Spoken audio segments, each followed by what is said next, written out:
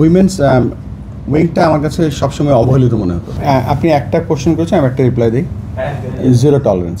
আমরা চাই না আমাদের এখানে ক্রিকেট খেলতে এসে কেউ অবহেলিত হোক বা কেউ কোনো কিছুর শিকার হোক। এই যে সিচুয়েশনটা, মানে বিং এ বোর্ড প্রেসিডেন্ট কতটুকু আপনাকে হন্ট করেছে এইটা একটু যদি বলেন, কারণ আমরা এই কোশ্চেনটা অনেকক্ষণ ধরেই করার চেষ্টা করছি, যেহেতু আজকে একটা বিশাল ঘটনা আপনারা পড়িয়েছেন, মানে কনফারেন্স তারপরে ইয়ে হয়েছে, এই কারণে একটু সাবসাইড হয়ে যাচ্ছে। I need to ask the question student. না, রুবাবা উনি তো আমাদের ডিরেক্টর এবং উনি একমাত্র ফিমেল ডিরেক্টর আমাদের।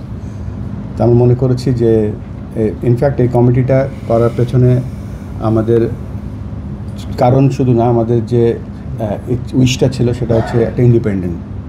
তো একজন বোর্ডের কেউ থাকা উচিত যিনি বোর্ডের ইনফরমেশনগুলো দিতে পারবে, এই একটা কারণ।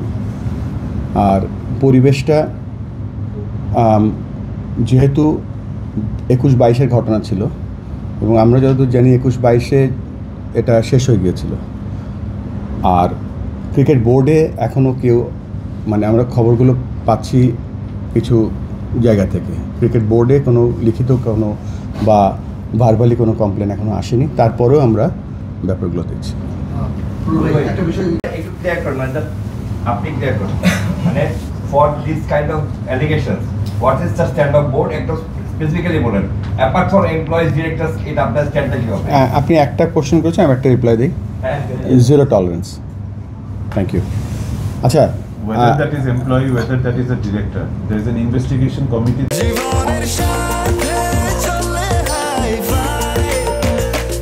স্বাস্থ্যকর অল টাইম হানিকম, সব সময় অল টাইম হেলদি লাইফ। আসলে বোর্ডে অন্য কোথাও কাজে না লাগানোর কারণে ওখানে দেওয়া হচ্ছে। উইমেন্স উইংটা আমার কাছে সবসময় অবহেলিত মনে হতো। আপনাদের মনে আছে যেদিন আমি প্রেসিডেন্ট হলাম 7 তারিখে এখানে প্রেস কনফারেন্সে বলেছিলাম যে আমাদের মহিলা ডিরেক্টর নেই, মহিলা উইংসে মহিলা নেই।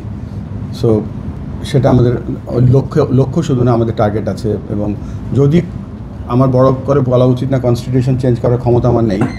কনস্টিটিউশন চেঞ্জ করতে হলে আমি বেশ কিছু উইমেন্স ডিরেক্টর বোর্ড, ক্রিকেট বোর্ডে আমি খুশি হব যদি আসে।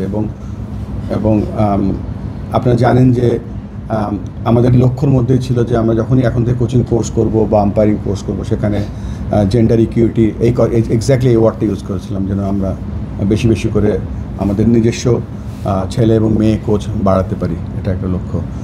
আর যেহেতু সানিয়ান ফ্যাসিলিটি নিয়ে বলছে, আমাদের আরেকটা উদ্যোগ আমরা নিচ্ছি। দেখেন, বাংলাদেশের কিন্তু লিস্ট এ ক্রিকেট ঢাকাতেই হয়, শুধুমাত্র ঢাকা প্রিমিয়ার লিগ যেটা, সেটাই। তো এই ক্লাবগুলোকে দেখে রাখার জন্য যে ক্লাবের যে কন্ট্রিবিউশন আছে, আজ আমরাও তো ক্লাব ক্রিকেটের মাধ্যমে উঠে এসেছিলাম।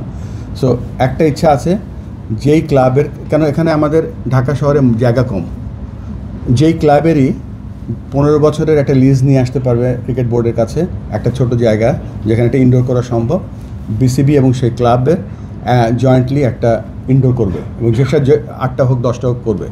এই জন্য করবে সেটা, ওই ক্লাবও 12 মাস প্র্যাকটিস করতে পারবে, আর আমাদের এজ গ্রুপ যে টিমগুলো আছে সেখানে তারও 12 মাস ট্রেনিং করতে পারবে। সেই ধরনের একটা সিদ্ধান্ত আমরা নিয়েছি। আমরা ছোটোবেলায় ক্রিকেট খেলেছি, তো আপনারাও টুকটাক খেলেছেন বা আপনার কর্মক্ষেত্র আছে, সেই কর্মক্ষেত্র বা আমাদের কর্মক্ষেত্র হচ্ছে মাঠ। তা আমাদের দায়িত্ব, আমরা কিন্তু সবসময় আমি বলি যে এটা এনজয় করার জায়গা না, এটা একটা দায়িত্ব বা এটা একটা ন্যাশনাল সার্ভিস। তো আমাদের যে দায়িত্বটা আছে, সেই দায়িত্বটা আমরা একটা ছেলে বা একটা মেয়ে ক্রিকেট খেলতে আসবে, তাকে খেলার জন্য যত ধরনের মাঠের ভেতরে মাঠের বাইরে যত ধরনের সুযোগ সুবিধা দেওয়ার দরকার, আমরা শুধু দেব না, আমাদের সর্বস্ব দিয়ে দেব। কেননা আমরা চাই না আমাদের এখানে ক্রিকেট খেলতে এসে কেউ অবহেলিত হোক বা কেউ কোনো কিছুর শিকার হোক। আর আমি আরেকটু ফিরে যাই আমাদের আগের কনভারসেশনে। আজকে আমরা যেই প্রবলেমগুলো শুনছিলাম, প্রত্যেকটা জেলা এবং বিভাগকে, প্রত্যেকটা কাউন্সিলরকে এবং জেলাকে আমরা 2টো কোশ্চেন পাঠিয়েছিলাম। একটা হচ্ছে যে আপনাদের এখন 2টো স্ট্রেংথ কী কী আছে বলেন, আর আপনাদের ইমপ্রুভমেন্টস এরিয়া কী কী 2টো আছে বলেন। আমাদের ক্রিকেট বোর্ডে আমরা নিয়ম না, আমরা একটা অলিখিত করেছি। আমি হয়তো প্রেসিডেন্ট, কিন্তু যেহেতু সানিয়ান ফ্যাসিলিটিসের চেয়ারম্যান, আমজাদ মিডিয়া চেয়ারম্যান, তার চেয়ারম্যানের ডিসিশন এবং তারাই তাদের সিদ্ধান্তগুলো নিয়ে এগোবে। সো কারোর জন্য কেউ ওয়েট করবেন, কেন তারা not only directors, they are also chairmans. হ্যাঁ, তারা যে সঠিক সিলেক্ট করছেন, মানে সেখানে যে কোনো কিছু হচ্ছে না, এটা মানে এটাকে মনিটর করবে কারা? হ্যাঁ, এটা একটা I think it's a very valid question, কেননা এখন যে সিলেকশনটা হচ্ছে একজন প্রফেশনাল জাতীয় সিলেক্টররা করছে কাজটা, তাদের কাজে স্বচ্ছতা আছে এবং এটাও ঠিক, তারাও মানুষ, রক্ত মাংসের মানুষ। তারা হয়তো জানে না যে পঞ্চগড়ে একটা বাঁহাতি লেগ স্পিনার বা চাইনাম্যান উঠে এসেছে, বা বরিশালে একটা ভালো ব্যাটার উঠে এসেছে। তো এই জন্য আমরা যে প্রক্রিয়াটা করছি, যে স্টেপ 1 হচ্ছে আজকে একটা কনফারেন্স করে জানতে পারলাম। স্টেপ 2টাই হবে আমাদের ছোট ছোট বিসিবি অফিস তৈরি করা। সেখানে আমরা যোগ্য লোক, head of Chittagong cricket, head of Rangpur cricket, ওই যে লোকটা নিব সেই লোকটার উপরে নির্ভর করবে সে কি টার্মস অফ রেফারেন্স তৈরি করে, সিলেক্টর কাদেরকে নিচ্ছে, কি প্রক্রিয়ায় সিলেক্ট করবে, এই প্রক্রিয়াগুলো আমরা এর মধ্যে ঠিক করে করব। তবে যদি এখানে কোনো ফাঁক থাকে, মানে ফাঁক তো বলছি যে এই কাজে যদি ব্যত্যয় ঘটে, তাহলে কিন্তু এই সমস্ত প্রক্রিয়াটাই নষ্ট হয়ে যাবে। কেননা এখন প্রফেশনাল সিলেক্টররা আমাদের সিলেক্ট করছে একটা ফর্মুলা অনুযায়ী যে 5টা ব্যাটসম্যান, একটা উইকেট কিপার, 3টা ফাস্ট বোলার, বাট তখন কিন্তু সিলেকশনটা দেখতে হবে যে তারা কতটুকু স্বচ্ছভাবে করতে পারছে। তবে এই কাজটা খুবই চ্যালেঞ্জিং। তবে ওইখানে যোগ্য লোকটা নিয়োগ দেওয়া দুটো প্রক্রিয়া, একটা হচ্ছে হেড অফ ক্রিকেট যিনি হবেন তিনি, এবং তাকে প্রপার পলিসি এবং ফর্ম দিয়ে সাহায্য করা। কারণ অ্যালিগেশনের ভিত্তিতে আপনারা ওয়েলটি করতেছেন অন্যান্য লোকদেরকে। না এটা আমি আপনার বোধহয় করে ফেলছেন, কনফিউজ করে ফেলছেন। ফার্স্টে ওনাদের যে কোয়েশ্চেনটা ছিল, যেটা হচ্ছে আমাদের ডাইরেক্টর রুবাবাদুল্লাহর ইনভলভমেন্টটা, আপনার দিন শেষে বোর্ডের একজন রিপ্রেজেন্টেটিভ লাগবে, কারণ হচ্ছে এন্টায়ার প্রসেসটা হচ্ছে আমার ক্রিকেট বোর্ড রিলেটেড। যেটাই বলেন যে হচ্ছে ওনার যে কমপ্লেইনটা যেটা ছিল আমার ফর্মার ক্রিকেটার, এটা cricket board related. So cricket বোর্ডে আমার কীভাবে কাজ হয়, আমার ক্রিকেট বোর্ডের একজন রিপ্রেজেন্টেটিভ লাগবে এবং প্রেফারেবলি ফিমেল, এবং ওনার কারো কোনো ইন্ডিভিজুয়ালের ক্ষমতা নাই এখানে এটা প্রভাবান্বিত করার। এটা ইন্ডিপেন্ডেন্ট কমিটি, তারা তাদের মতো কাজ করবে, এবং 3 জনই আপনারা দেখেছেন উইথ এক্সপিরিয়েন্স। আচ্ছা, সেকেন্ড যেটা বললেন রিগার্ডিং ওএসডিটা বলা হয়েছে যে আপনারা বোধহয় অনেক জায়গায় প্রচারও করা হয়েছে, এরকম কিছু এখনও পর্যন্ত ঘটেনি।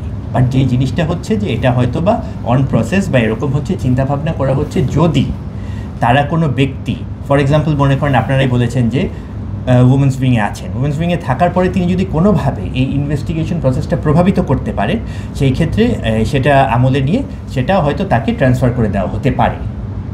That was the whole point. মানে ওই বরখাস্ত হয়ে গিয়েছে হবে সেটা না, সেটা হচ্ছে ওরা যদি ইনভেস্টিগেশন প্রভাবিত করতে পারে এমন কোনো ইন্ডিভিজুয়াল, ফর এক্সাম্পল মনে করেন যে মিস্টার XYZ, উনি যেই ক্যাপাসিটিতেই হোক, উনি যদি ইনভেস্টিগেশন প্রভাবিত করার চেষ্টা করেন, এটা কিন্তু আমাদের হচ্ছে আইনেও আছে, it's a criminal offence. Investigation বা এরকম যে কোনো কিছু এভিডেন্স ট্যাম্পারিং থেকে শুরু করে প্রভাবিত করার জন্য, তো সেই ক্ষেত্রে তো অবশ্যই সেই ব্যবস্থাগুলো গ্রহণ করা হবেই। ইন এডিশন টু দ্যাট আমি বলে দিচ্ছি ফর এক্সাম্পল আমি বলে দিলাম যে ঠিক আছে, আমার এখানে যে কারো একজনকে আমি বলে দিতে পারি, আমি ব্লেম করতেই পারি, বাট সেটা কি গ্রাউন্ডে কি হবে আমি তো কালকে এসে বলে দিতে পারছি, ঠিক আছে আতিফ আজম ভাই এর সাথে আমার প্রবলেম আছে, উনি এই করেছেন, without any evidence, without justification, আমি বলে দিতে পারি। কিন্তু তার মানে তো এই না যে আমি আপনার এগেনস্টে ইনকোয়ারি কমিটি করে দিলাম, আপনাকে মিডিয়া ট্রায়ালে নিয়ে আসলাম, তার মানে কিন্তু এইটা না। আমার হয়তো পার্সোনাল কমপ্লেইন থাকতে পারে, এবং সেটাও আমি কিন্তু বলছি যে ঠিক আছে, কথার কথা আমি হয়তো ফয়সাল ভাইয়ের থেকে শুনে আমি বলছি যে আমি শুনেছি এরকম যে আতিফ আজম সাহেব এরকম। সো আমরা কোনো ধরনের স্পেকুলেশনের ভিত্তিতে কোনো কিছুতে আমরা যাব না। আমাদের মনে হয় টার্গেট যেটা আমরা সবাই চাই আমাদের সকলের মধ্যে, যে এইটা সুষ্ঠু তদন্ত, এবং যদি কোনো ধরনের দোষ পাওয়া যায় তার বিচার আমরা চাই, আমরা সকলে চাই। তো সেই জন্য আমাদেরকে যে কমিটিটা করা হয়েছে, কমিটির উপরে আস্থা রেখে আমাদের কমিটিকে কাজ করতে দিতে হবে। নট দ্যাট যে আমাদেরকে ব্লেম করবেন, আমরা 33 দিন হয়েছে এসেছি, আমরা কি করছি, এগুলো কিছু না। আমরা সহায়তা করতে চাই, আপনাদের ফিডব্যাক দিবেন, সেটা আমরা নিয়ে আমরা সামনে এগোতে চাই। ম্যাগনিটিউড আপনারা যদি দেখেছেন, ফর এক্সাম্পল আমি এসে কালকে বললাম তো সেম জিনিস, যে ঠিক আছে আমাদের এখানে আমাদের অমুক পার্টিকুলার লোকের কথা আমি বললাম যে এই জিনিসটা আমি শুনেছি, আমি এক্সপিরিয়েন্স করিনি, কিন্তু আমি শুনেছি। তো সেটাকেও আপনারা যদি বলেন যে যে ঠিক আছে সেটাকে আমরা আমলে নিতে, সেটা আপনারাই আপনাদের সাংবাদিকতার এক্সপিরিয়েন্স থেকে বলবেন সেটা কতটুকু যুক্তিসঙ্গত। আপনারা যদি বলেন যে না এটা শোনা কথাতেও আমাদের গুরুত্ব দিতে হবে, আমি দিব, কারণ আপনারা তো আমাদেরকে সাজেস্ট করতে পারেন, আপনারা আমাদের পলিসি মেকিংয়ে সহায়তা করবেন। কিন্তু আমি শুনেছি শোনা কথার ভিত্তিতে। অনেক বেশি অবাক হয়েছে, জীবনের সেরা অবাক হয়েছেন কোনটা? জানার ইস্যুটা যখন জানতে পারলেন। আমি বলবো? আচ্ছা, আপনারা জানেন যে প্রায় গত 72 ঘন্টা আগে আমরা সবাই সামাজিক মাধ্যমে একটি ভিডিও ইন্টারভিউ দেখি এবং সেটি আমাদের সকলকেই আলোড়িত করে। শুধু তাই নয়, আমাদের সকলের মনে ভূকম্পন সৃষ্টি করে। সেখান থেকে জিনিসগুলো দেখার পরে আমরা ইমিডিয়েটলি ক্রিকেট বোর্ড থেকে আমরা একটি 3 সদস্যের ইনকোয়ারি কমিটি গঠন করে দিয়েছি, যার নামও আপনারা গতকালকে পেয়ে গিয়েছেন। আমাদের একজন অ্যাপিলেট ডিভিশনের রিটায়ার্ড জাস্টিসের নেতৃত্বে কমিটিটি গঠন করা হয়। কমিটি কমপ্লিটলি ইন্ডিপেন্ডেন্টলি কাজ করবেন এবং বলা হয়েছে যেভাবে প্রিভিয়াসলি যে নেক্সট 15 ওয়ার্কিং ডেজের মধ্যে ওনারা ওনাদের রিপোর্ট এবং রেকমেন্ডেশন সাবমিট করবেন। ওইটার একটি কপিও তারা বিসিবিতে সাবমিট করবেন এবং এনএসসিতেও একটি কপি জমা দিবেন। তো ওইটা পাওয়ার পরে তারপরে আমাদের হচ্ছে ফার্দার প্রসিডিউরগুলো আমরা শুরু করা হবে, কিভাবে কি অ্যাকশনে যাওয়া হবে কমিটির রিপোর্টের ভিত্তিতে। এবং আপনারা জানেন যে কমিটির ওনারা যারা আছেন, যে মেম্বারগুলো, ওনারা যথেষ্ট অভিজ্ঞ এবং ইনশাল্লাহ ওনারা প্রপারলি উইথ ডিউ ডিলিজেন্স জাজ করবেন। এবং ওনাদের কিন্তু স্কোপ অফ ওয়ার্ক শুধুমাত্র এই যেটি আমরা দেখেছি বা জাহানার আলমের যেই ইনসিডেন্টটা ছিল বা উনি যেটা কমপ্লেইন রেজ করেছেন, শুধু সেটা না, এর বাইরেও যদি এর ধরনের কোনো কিছু ঘটে যায় সেগুলো ওনারা ফাইন্ড আউট করবেন এবং এগুলো রেকমেন্ডেশনস দিবেন এবং ফার্দার স্টেপ আমরা তখন ডিসাইড করব। আর রিগার্ডিং চারজনকে ওএসডি করা হয়েছে, আসতেছি শেষ করতে দেন, আমাকে শেষ করতে দেন, তারপর আপনি কোয়েশ্চেন করেন। আচ্ছা, নেক্সট কোয়েশ্চেন হচ্ছে রিগার্ডিং যে কোনো ধরনের হ্যারাসমেন্ট, সেটা আপনার হচ্ছে ভার্বাল, ফিজিক্যাল, সাইকোলজিক্যাল বলেন, সাইবার হ্যারাসমেন্ট বলেন, এগুলো সব কিছুর ক্ষেত্রে আমাদের বোর্ডের 0 টলারেন্স। এ ব্যাপারে আমরা কোনো কিছু টলারেট করব না এবং স্ট্রিক্ট অ্যাকশন গ্রহণ করা হবে। আর আরেকটা 2021-22-এর সময়, সেই সময় আমরা ছিলাম না, আমরা জানিও না, কিন্তু আজকে আমরা আছি, তাই বলে আমরা দায় এড়াতে পারবো না। সো আমরা আমাদের উইথ ফুল এফোর্ট আমরা এটাকে প্রায়োরিটি দিয়ে দেখছি। এটা আমাদের প্রেস ব্রিফিং, আমাদের মিডিয়া রিলিজেও বলা হয়েছে, এখন কমিটির মতো কাজ করবে। সো ইনশাল্লাহ আশা করি আমরা ধৈর্য ধারণ করব এবং কমিটি যাতে প্রপারলি কাজ করতে পারে আপনারাও সহযোগিতা করবেন, কারণ আপনারাও একটা হচ্ছে ভয়েস প্লাস হচ্ছে থার্ড আই। আপনাদের মাধ্যমে অনেক কিছু মানুষ জানবে, জিনিসগুলো সামনে চলে আসবে। আর ওএসডির ব্যাপারে যেগুলো হচ্ছে এগুলো অন প্রসেস, সেটা তো করা হবে, সেটা হচ্ছে অন প্রসেস, এটা হচ্ছে যদি মনে হয় হবে অ্যাপ্লিকেবল আর কি হবে ভেরি সুন। আমরা শেষ হয়ে থাকে তাইলে আমরা ওই ইস্যুতে চলে বাট একটা পার্ট এখানে খুব ভালো কোশ্চেন করেছে ভাইয়া, যে তেতুমির, যে আমাদের ফ্যাসিলিটি। আমার কথা হচ্ছে যে কেন এখন আমরা বলছি যে দেখেন, মারুফা যখন বল করছিল ইংল্যান্ডের সাথে, তখন কমেন্টেটররা বলছিল যে এত সুন্দর ইনসুইং দেখেনি অনেকের। যেই লেভেলের টিম খেলা আমাদের খেলেছে ওয়ার্ল্ড কাপে, আমার কাছে মনে হচ্ছে যে আমাদের ভাগ্য ভালো হলে আমরা সেমিফাইনাল খেলতে পারতাম, আমরা বেশ কয়েকটা ম্যাচ জিততেও পারতাম। আপনি যদি পেছনের দিকে তাকান তাহলে দেখবেন যে আমরা কী দিয়েছি, ন্যাশনাল টিমে ট্রেনিং দিই, আর কিছু করি না কিন্তু। সো ওই যে ডিসেন্ট্রালাইজেশন, ক্রিকেট ডিসেন্ট্রালাইজ করার মূল কারণই হচ্ছে সকলকে সমান সুযোগ সুবিধা করে দেওয়া। যে জেলায় খেলুক, বিভাগে খেলুক, ছেলে হোক মেয়ে হোক, তার যেন সুযোগ সুবিধা পুরোটাই থাকে, সো দ্যাট তার মেধাটাকে আরও প্রস্ফুটিত করতে পারে। সো এইটা ওয়ান অফ দ্য রিজন ছিল যে কেন সবাই, মানে লিগ হয়তো লিগটা হচ্ছে ওই জেলার একটা এন্ড প্রোডাক্ট, কিন্তু তার আগে কি আছে? কিছুই নেই, মানে বলতেও লজ্জা লাগছে, কিছুই নেই। যেহেতু নেই, শুরু করলাম আজকে থেকে আমরা। ইনশাল্লাহ আমাদেরকে কিছুদিন সময় দেন, আপনাদের এই প্রশ্নগুলো হয়তো আমরা ফেস করবো না। জানার ইস্যুটা যখন শুনতে আসলে বোর্ডে অন্য কোথাও কাজে না লাগানোর কারণে ওখানে দেওয়া হচ্ছে। উইমেন্স উইংটা আমার কাছে সবসময় অবহেলিত মনে হতো। আপনাদের মনে আছে যেদিন আমি প্রেসিডেন্ট হলাম 7 তারিখে এখানে প্রেস কনফারেন্সে বলেছিলাম যে আমাদের মহিলা ডিরেক্টর নেই, মহিলা উইংসে মহিলা নেই। সো সেটা আমাদের লক্ষ্য শুধু না, আমাদের টার্গেট আছে। এবং যদি আমার বড় করে বলা উচিত না, কনস্টিটিউশন চেঞ্জ করার ক্ষমতা আমার নেই। কনস্টিটিউশন চেঞ্জ করতে হলে আমি বেশ কিছু উইমেন্স ডিরেক্টর বোর্ড, ক্রিকেট বোর্ডে আমি খুশি হব যদি আসে। এবং আপনারা জানেন যে আমাদের লক্ষ্যর মধ্যেই ছিল যে আমরা যখনই এখন থেকে কোচিং কোর্স করব বা আম্পায়ারিং কোর্স করব সেখানে জেন্ডার ইকুইটি এক্স্যাক্টলি এই ওয়ার্ডটা ইউজ করেছিলাম, যেন আমরা বেশি বেশি করে আমাদের নিজস্ব ছেলে এবং মেয়ে কোচ বাড়াতে পারি, এটা একটা লক্ষ্য। আর যেহেতু সানিয়ান ফ্যাসিলিটি নিয়ে বলছে, আমাদের আরেকটা উদ্যোগ আমরা নিচ্ছি। দেখেন, বাংলাদেশের কিন্তু লিস্ট এ ক্রিকেট ঢাকাতেই হয়, শুধুমাত্র ঢাকা প্রিমিয়ার লিগ যেটা, সেটাই। তো এই ক্লাবগুলোকে দেখে রাখার জন্য যে ক্লাবের যে কন্ট্রিবিউশন আছে, আজ আমরাও তো ক্লাব ক্রিকেটের মাধ্যমে উঠে এসেছিলাম।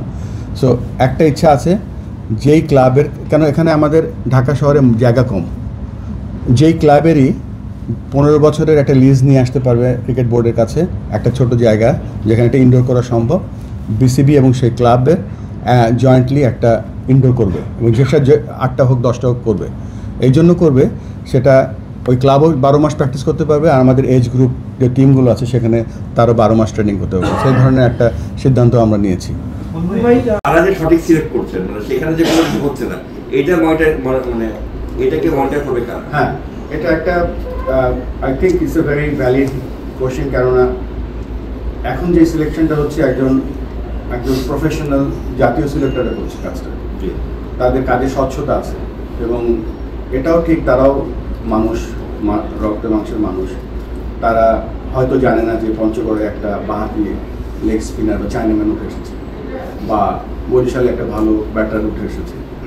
এই জন্য আমরা যে প্রক্রিয়াটা করছি, যে স্টেপ 1 হচ্ছে আজকে একটা কনফারেন্স করে জানতে পারলাম। স্টেপ 2টাই হবে আমাদের ছোট ছোট বিসিবি অফিস তৈরি করা।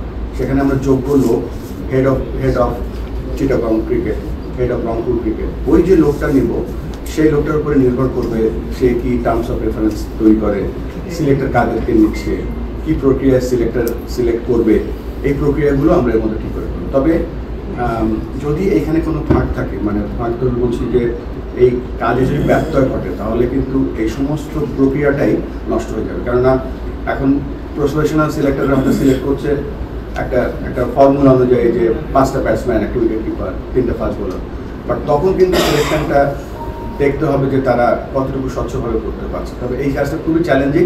তবে ওইখানে যোগ্য লোকটা নিয়োগ দেওয়া দুটো প্রক্রিয়া, একটা হচ্ছে হেড অফ ক্রিকেট যিনি হবেন তিনি, এবং তাকে প্রপার কাগজপত্র, প্রপার পলিসি এবং ফর্ম দিয়ে সাহায্য করা। থাকবে অ্যাকাউন্টেবিলিটি কাকে থাকবে? অ্যাকাউন্টেবিলিটি থাকবে অবশ্যই ঢাকায়, মানে মিরপুরের কাছে অ্যাকাউন্টেবিলিটি থাকবে না, অ্যাকাউন্টেবিলিটি থাকবে head of cricket Rajshahi, Chittagong, যেখানে থাকে তারা। আমরা ঢাকা থেকে খেলা আয়োজন করব। আমি নিজেই ঢাকা বিভাগের একজন প্রতিনিধি, তো আমি চেষ্টা করবো ঢাকা বিভাগের নিজস্ব তাদের সিলেকশন টিম থাকবে বিভিন্ন এজ গ্রুপে। এতে হবে কি, আমরা সবসময় বলি যে ক্রিকেট বোর্ড কিন্তু শুধুমাত্র ক্রিকেট খেলায় না, এখানে আমরা এমপ্লয়মেন্ট ক্রিয়েট করব, আমরা বিভিন্ন স্টেজে লোক কাজ করবে, নতুন নতুন সিলেক্টর আসবে, এজ গ্রুপে আসবে, ছেলেদের ক্রিকেট, মেয়েদের ক্রিকেটটা ছড়িয়ে দেওয়ার মানে স্টেপ আজকে 1 হলো, তারপরে স্টেপ 2, স্টেপ 3 আমরা এগিয়ে যাব। তবে সিলেকশনটা যেন রাইট সিলেকশন হয়, কেননা আজকে এই কথাটাও এসছে যে, কেননা একটা প্রশ্ন থেকে যাচ্ছে যে যিনি জেলার কোচ, তার আবার নিজস্ব একাডেমি আছে, তো তখন তো কনফ্লিক্ট অফ ইন্টারেস্ট চলে আসবে। সেটা কিভাবে রোধ করা যায় সেই জন্য আমরা একটা পদক্ষেপ নিচ্ছি, সেটা হচ্ছে যে জেলা কোচ যারা আছে বা বিভাগীয় কোচ যারা আছে তাদেরকে একাডেমি চালাবে বা কোচিং করবে। এবং এটাও সত্য যে এই মুহূর্তে যে জেলা কোচদের বেতন, এই বেতনের মাধ্যমে নিয়ে তো মানে শুধুমাত্র ক্রিকেটে পুরোপুরি দেওয়া যাবে না। তো আমরা চেষ্টা করছি কোচদের বেতন কাঠামোটাও নিয়ে আলোচনা করছি, যাতে বাড়িয়ে শুধুমাত্র তারা ফোকাস করতে পারে জেলা এবং বিভাগীয় ক্রিকেটে। টু বি রাইট, তাহলে আমি তো একটা মামুলি ডিরেক্টর ভাই, এটা দেশের প্রধানমন্ত্রীরও রাইট নেই এটা করা। So if the investigations are right, anybody will be punished. এটা আমার ব্যাপারে না, আপনার ব্যাপারে না, এটা কারোর জন্য এটা ইয়ে করা। আর এই ধরনের আলোচনা করতেও আমাদেরই কেমন লাগছে চিন্তা করে, আমরা ক্রিকেট বোর্ড, হ্যাঁ, facing this problem as well. বিপিএলে আপনারা তদন্ত করেছিলেন, 900 পৃষ্ঠার প্রতিবেদন পেলেন, কিন্তু ওগুলো একদম প্রকাশ হলো না, কি শাস্তি সুপারিশ সবই আপনারা কোনো কিছু প্রকাশ করবেন? আমরা 30 মের পেছনে বা 6 অক্টোবরের পেছনে যেতে চাই না, আমরা সামনে তাকাচ্ছি। এখন আমাদের যে প্রধান কাজ হবে, এটা না থাকাটাই নিশ্চয়ই অবাক করেছে বুলবুল। ক্রিকেট কনফারেন্স 25 বছর ধরে, 50 বছর ধরে ক্রিকেট খেলি আমরা, 25 বছর ধরে টেস্ট খেলি, আমরা একটা ক্রিকেট কনফারেন্স করতে পারিনি কেন? এটা তো আমাদের উচিত ছিল করা, তো অ্যাটলিস্ট শুরু তো করলাম।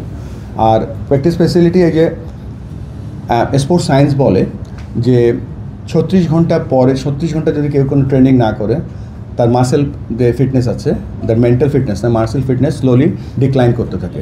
তো একটা ছেলে যদি 1 মাসের জন্য ছুটিতে যায় অটোমেটিক্যালি তার ফিটনেস এবং ওইখানে যদি এনাফ জিম ফেসিলিটি বা ট্রেনিং ফেসিলিটি না থাকে তাহলে তো অটোমেটিক্যালি ডিক্লাইন করবে। সো ওই ডিসেন্ট্রালাইজেশনের অন্যতম একটা বড় উদ্যোগ হচ্ছে সেখানে আমরা কিছু ফেসিলিটি তৈরি করব যাতে হাই পারফর্মিং প্লেয়াররা সেখানে গিয়ে প্র্যাকটিস করতে পারে। নামগুলো তো আনঅফিশিয়ালি আমি বা অফিসিয়ালি বলতে পারবো না, তারা কাজ করছে। এবং ভাই আজকে বিকেএসপিতে স্পোর্টস অ্যাডভাইজার জানিয়েছেন যে বিপিএলে যারা ফিক্সিং এর সাথে নাম জড়িত বা নাম এসেছে তারা বিপিএল অংশ নিতে পারবে না, তিনি স্পষ্টই জানিয়েছেন। সেক্ষেত্রে আসলে বিসিবির স্ট্যান্ড স্ট্যান্ড না, জিরো টলারেন্স সাথে সাথে আমরা প্রক্রিয়া যেটা আছে প্রক্রিয়াটার মধ্যেই আছি এবং হয়তো ওই টাইম ফ্রেমটা ওটার মধ্যেই পড়ে যাবে হয়তো, বাট যারা এই কাজটা করছে তাদেরকে আমরা কোনো ইনফ্লুয়েন্স করছি না। আর আরেকটা ব্যাপার, আজকে আমরা সকাল থেকে অনেকগুলি বক্তৃতা দিচ্ছি, কালকে রাত 12টা পর্যন্ত থেকে এই প্রোগ্রাম রেডি করছি আমরা সবাই। আজকের দিনটা আমরা খুব টায়ার্ড। আপনাদেরকে কালকে ক্লোজিংয়ে 2টা দাওয়াত, একটা হচ্ছে আমাদের এই প্রোগ্রামটা শেষ হচ্ছে বাংলাদেশ ক্রিকেট কনফারেন্স, আর আপনাদের জন্য সুখবর বলবো না, আমরা সবাই মিলে কালকে আমাদের 25 বছরের টেস্ট ক্রিকেটের খেলার দিন, এবং ওই খেলার দিন আমাদের টস হয়েছিল, হাবিবুল বাশার 50 করেছিল। সো ওই দিনটা আমাদের, সো কালকে আমরা ওইটাও সেলিব্রেট করবো একসাথে ইনশাল্লাহ। আর বাংলাদেশ ক্রিকেটকে বাঁচিয়ে রাখা, এগিয়ে নিয়ে যাওয়ার আপনাদেরকে আমরা সব খুব ভাবি যে দ্বিতীয় আইও ভাবি না। দেখেন লিগের খেলাও কিন্তু কিছু দেওয়া হয় না, কোনো ট্রান্সপোর্ট দেওয়া হয় না, আপনারা কিন্তু বসে বসে বাদাম খান, খেলা রিপোর্ট করেন। মানে এটা কিন্তু আজকের থেকে না, এটা আমি দেখে আসছি কত 40 বছর ধরে। সো আপনাদের অবদানটা তো ফেলে দিতে পারি না। So thank you very much for all your support. আপনারা আমাদের সাথে থাকবেন, will not let you down. Thank you. কিন্তু উই আর অলরেডি স্ট্রাগলিং। আমি কালকেও কিছু লোককে বলছিলাম যে ওখানে 3 থেকে 4 সপ্তাহ আমাদের ওখানে পানি থাকে না during the BPL season. So আমরা যদি ওভাবে করে ওয়ার্ক করতে থাকি তাইলে ওই ফতুল্লার মতো একদিন পরে চিটাগং কিন্তু আনপ্লেয়েবল হয়ে যাবে। এরকম একটা ইন্টারন্যাশনাল ভেন্যু আনপ্লেয়েবল হয়ে গেলে কত টাকা আর্থিক যে আমাদের লস হবে এটা আসলে কেউ ক্যালকুলেট করে না। ওখানে আলহামদুলিল্লাহ আমাদের ভালো কিউরেটর আছে বলে মাত্র চলে যাচ্ছে, কিন্তু ওখানে কেউ একবার চিন্তা করেনি যে এখানে ওয়াটার ফ্যাসিলিটিটা কী করা যেতে পারে, বা এখানে ওয়াটার ট্রিটমেন্ট প্ল্যান্ট বসাতে হলে কত টাকাই বা খরচ হবে। দেখেন ইটস ভেরি ইম্পর্টেন্ট। আপনারা সবাই বলেন যে বিসিবি 1398 কোটি টাকা আছে, কিন্তু no board member, not the president or anybody will take this home. এটা আমরা কেউ আমাদের বাচ্চা কাচ্চার জন্য রেখে যেতে পারবো না। It is the boards money, it is crickets money. So আমার কাছে মনে হয় যে এই 1398 কোটি টাকা যে আজকে ব্যাংকে আছে এটা আমাদের কোনো অ্যাচিভমেন্ট না। আমরা যদি এই ক্যাশটাকে প্রপার কাইন্ড বানাতে পারি দ্যাট ইজ আওয়ার অ্যাচিভমেন্ট, এবং সেটাই ফ্যাসিলিটিসের লক্ষ্য থাকবে।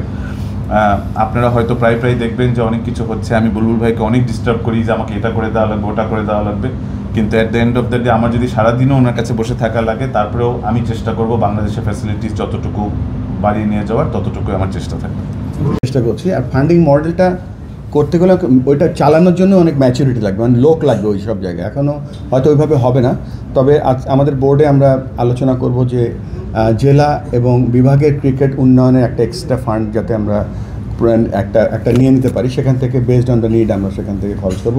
আমি এই কথাগুলো বলছি, আমরা বোর্ডের আলোচনা করে তারপর ফাইনাল করব, বাট তাদের এই ব্যাপারগুলো দেখা হবে।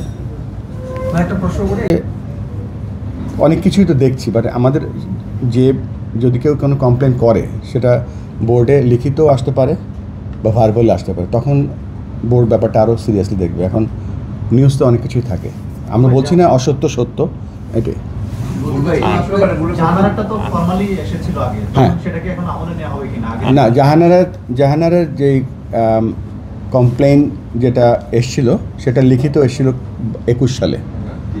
সো 21 সালে সম্ভবত সেটা রিজলভ হয়ে গিয়েছিল, এবং এটা আবার যে নতুনভাবে যেটা এসছে সেটা আমাদের কাছে কিছু আসেনি এখনো। না না না, এটা আপনি লিংক করে দিয়ে আসেন। একটু ক্লিয়ার করুন, আপনি ক্লিয়ার করুন, মানে for this kind of allegations what is the stand of board, একটু স্পেসিফিক্যালি বলেন। অ্যাপার্ট ফর এমপ্লয়িজ ডিরেক্টরস, এটা আপনার স্ট্যান্ডটা কি হবে? আপনি একটা কোশ্চেন করেছেন, আমি একটা রিপ্লাই দিই। Zero tolerance. Thank you. আচ্ছা, whether that is employee, whether that is a director, there is an investigation committee that is responsible for the decisions. So এখন যেহেতু ইনভেস্টিগেশন কমিটিটা ডিক্লেয়ার করা হয়েছে, আমরা কিন্তু ওনাদের ডিসিশনের উপর ডিপেন্ডেন্ট, বিকজ আমরা কিন্তু independently as a cricket board director or a president we are not entitle to take any decisions. এখন কালকে যদি আমাদেরকে বলে যে 4টা এমপ্লয়িকে ওএসডি করতে হবে, তাহলে আমরা 4টা এমপ্লয়িকে ওএসডি করবো। অ্যাট দি সেম টাইম আপনার যে ডিরেক্টরের কথাই আপনারা শুনতে চাচ্ছেন মেইনলি, বিকজ ঘুরিয়ে পেঁচে এটাই কথা হচ্ছে। The decision is there's. তারা কমিটিতে যখন তারা ইনভেস্টিগেশনটা করবে তাদেরকে সহই করবে, কোনো ডিরেক্টরকে ছেড়ে যে করবে তা কিন্তু না। For example, if the allegation was against me, তাহলে আমার এগেনস্টে অ্যালিগেশনের তারা ফুল তদন্ত করতো। ইফ ইনভেস্টিগেশনের যারা করছে তারা যদি বলতো আমাকে সরিয়ে দিতে, তাহলে আমাকেও সরিয়ে দিতে হবে। বুলবুল ভাই যেটা বলেছেন, zero tolerance, whether that is the president, whether that is the board director or any employee. যে জিনিসটা হয়েছে, if the allegations are true, it will not be tolerated. But at the same time এই এতটুকু investigation যেহেতু একটা মানুষের personal লাইফের উপরে জিনিসটা দেওয়া হয়েছে, it will hamper their life also if it is not true. So at least 5-7টা দিন কিন্তু ওদেরকে সময়টা দেওয়া যেতে পারে। ফর এক্সাম্পল, আজকে আতিফ ভাই আপনার নামে যদি দেওয়া হতো, তাহলে you deserve a right to get the decision also, যে আপনি কি এটাতে করেছেন নাকি করেননি। বিকজ অ্যালিগেশন যে কেউ দিতে পারে, and let's assume it's right or wrong, but যেহেতু ওনাদেরও কিন্তু ফ্যামিলি আছে, যাদের নামে অ্যালিগেশনটা দেওয়া আছে তাদেরও ফ্যামিলি আছে, তাদেরও বউ আছে, বাচ্চা আছে। সো তাদেরকেও 5-7টা দিন টু প্রুভ দেমসেলভস রাইট, সেটা সুযোগটাও কিন্তু আমি মনে করি তাদের পাওয়া উচিত। আসসালামু সবাইকে। আপনারা জানেন যে আসলে ফ্যাসিলিটিজ এমন একটা কমিটি যেখানে আসলে আমি বলবো যে প্লেয়ার প্রোডাকশন এবং প্লেয়ারদের ইমপ্রুভমেন্টের জায়গা থেকে সবচেয়ে বড় একটা জায়গা। আমি মনে করি যে আমরা ক্রিকেটে অ্যাজ আ প্লেয়ার যতই উন্নতি করি না কেন, আমি মনে করি যে facilities is the unsung hero of cricket. So আমরা যতদিন পর্যন্ত এই facilities, players, not only current lot of players, যারা আপকামিং প্লেয়ার্স আছে এবং সবার জন্য আমার কাছে মনে হয় ফ্যাসিলিটিস ক্রিয়েট করাটা ইম্পর্টেন্ট। বাট একটা জিনিসও রিয়েলাইজ করতে হবে যে আমাদেরও অনেক লিমিটেশনস আছে। আপনার এখানে ইনভলভমেন্ট অফ ডিসি অফিস বলেন, এনএসসি বলেন, সবার ইনভলভমেন্ট আছে। বাট আমরা চেষ্টা করব যে বাংলাদেশের প্রত্যেকটা জায়গায় ডিসেন্ট্রালাইজ করতে। ফর এক্সাম্পল, একটা পঞ্চগড়ের ছেলেরও কিন্তু স্বপ্ন দেখতে হলে ঢাকায় এসেই প্র্যাকটিস করতে হয়, বিভিন্ন একাডেমি খুঁজতে হয়, বিভিন্ন জায়গায় কাজ করতে হয়।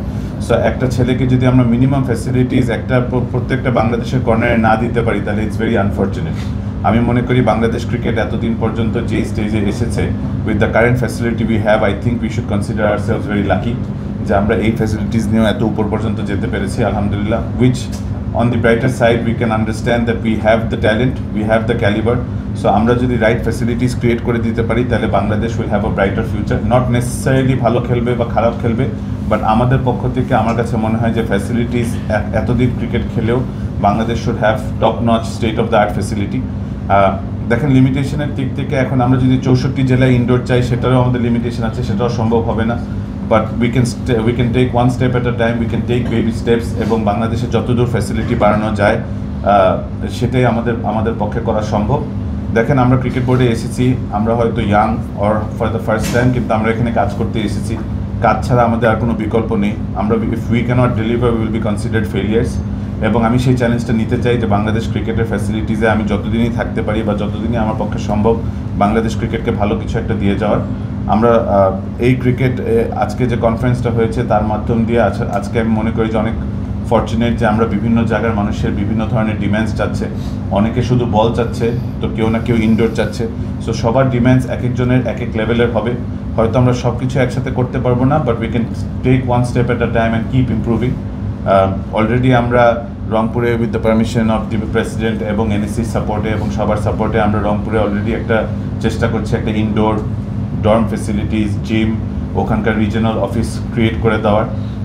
তাতে যেটা হবে হচ্ছে যে রংপুরের সারাউন্ডিং, আপনারা জানেন রংপুর থেকে এখন ভালো ভালো প্লেয়াররা প্রডিউস হচ্ছে। সো একটা আন্ডার 17 ক্যাম্পও যদি ওখানে করতে পারি, কারণ আপনারা জানেন যে রাজশাহীতে যখন খেলা হয় তখন যদি আন্ডার 17 বা 19 ক্যাম্পটা ওখানে হয়, তখন যখন একটা খেলা হচ্ছে ওদেরকে শিফট করে আবার বগুড়ায় না নিয়ে যাওয়া হচ্ছে। আমি মনে করি এইসব লেভেলের ক্রিকেটারদের একটা ডেজিগনেটেড ক্যাম্প থাকা উচিত, যেখানে তারা রাউন্ড দ্য ইয়ার প্র্যাকটিস করতে পারবে। ছোট ছোট কাজের দিক থেকে আপনারা যদি জানেন যে আমরা প্রথম থেকে বলে আসছিলাম ক্রিকেট ডিসেন্ট্রালাইজ করবো বা কীভাবে করা যায়।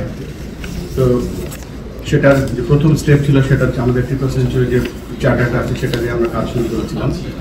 পরবর্তীতে আমরা সিদ্ধান্ত নিলাম এবং আমরা জানার চেষ্টা করলাম যে এই কাজটা করার জন্য আমাদের সবথেকে বড় স্টেক হোল্ডার কারা, এবং আমরা জেনেছি এবং বুঝতে পেরেছি যে উপজেলা থেকে শুরু করে জেলা থেকে বিভাগ যারা ক্রিকেটের সাথে সম্পৃক্ত, এই সম্পৃক্ততায় আমরা 4 জন ক্রীড়া স্পোর্টস ব্যক্তিত্বকে আমরা বেছে নিয়েছি। একজন হচ্ছে জেলার যে কাউন্সিলর, যিনি সরকারি অফিসে, যিনি জেলা প্রশাসকের অফিসে যিনি কাজ করেন, জেলা ক্রীড়া অফিসার, একজন আমাদের জানেন প্রত্যেক জেলায় আমাদের বিভাগে কোচ আছে তিনি, এবং একজন করে নারী উদ্যোক্তা।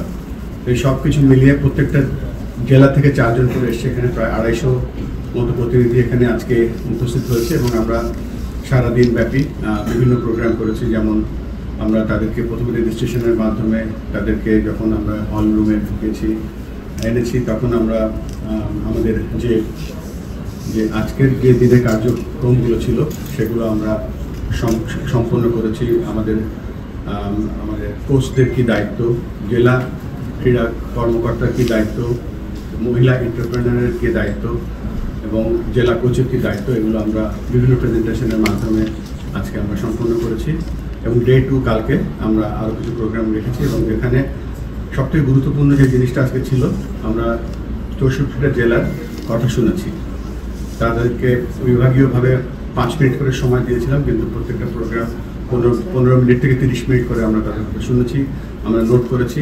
এবং এর ফলশ্রুতিতে যেটা হয়েছে সেটা হচ্ছে যে আমরা জানতে পেরেছি যে এক্স্যাক্টলি কোথায় গ্যাপটা আছে। অনেক জেলা আছে মিনিমাম 7 বছর থেকে 20 বছর খেলা হয় না, সেখানে কোনো মাঠ নেই, সেখানে কোনো আর অন্যান্য স্পোর্টসের সাথে ক্যালেন্ডারের কনফ্লিক্ট হচ্ছে, কোচদের ডেভেলপমেন্ট প্রোগ্রাম ছিল না। তো এই সবগুলো আমরা অ্যাড্রেস করে কীভাবে একটা জেলা, একটা উপজেলা, একটা জেলা, একটা বিভাগ কীভাবে স্বাবলম্বী হতে পারবে সেটা নিয়ে আমরা আলোচনা করেছি। আর সবথেকে গুরুত্বপূর্ণ সেই সিদ্ধান্তটা নিয়েছি আমরা আজকে, যে সম্ভবত এবারেই শেষ আমরা বিভাগের সিলেকশন বিপুল থেকে করবো। এনসিএল বা বিসিএল যে খেলাগুলো হবে বা ইউথ প্রিমিয়ার লিগ যেগুলো হবে সেগুলো সম্পূর্ণ বিভাগ করবে এবং বিভাগীয় সিলেক্টররা সেই কাজগুলো করবে। তো আজকে দিনটা আমাদের মনে হয়েছে যে ফলপ্রসূ একটা দিন হয়েছে। আমরা কালকের দিনের জন্য ওয়েট করছি এবং একটা সুন্দর পরিসমাপ্তি করব। এই কাজটার জন্য আমরা আপনাদেরকে অনেক ধন্যবাদ জানাচ্ছি, কেননা আপনাদেরকে আমরা এই প্রোগ্রামের একটা ইম্পর্টেন্ট স্টেক হোল্ডার ভাবি। আপনাদের মাধ্যমে আমরা খেলাটা ছড়িয়ে দিয়ে থাকি, আপনাদের মাধ্যমে আমরা খবর পাস করে থাকি। সবথেকে ইম্পর্টেন্ট যেটা, কেউ যদি একটা মাইক্রো লেভেলে সুন্দর একটা কাভার ড্রাইভ করে, সেটা আপনাদের মাধ্যমেই মানুষ দেখতে পায় বা জানতে পায়।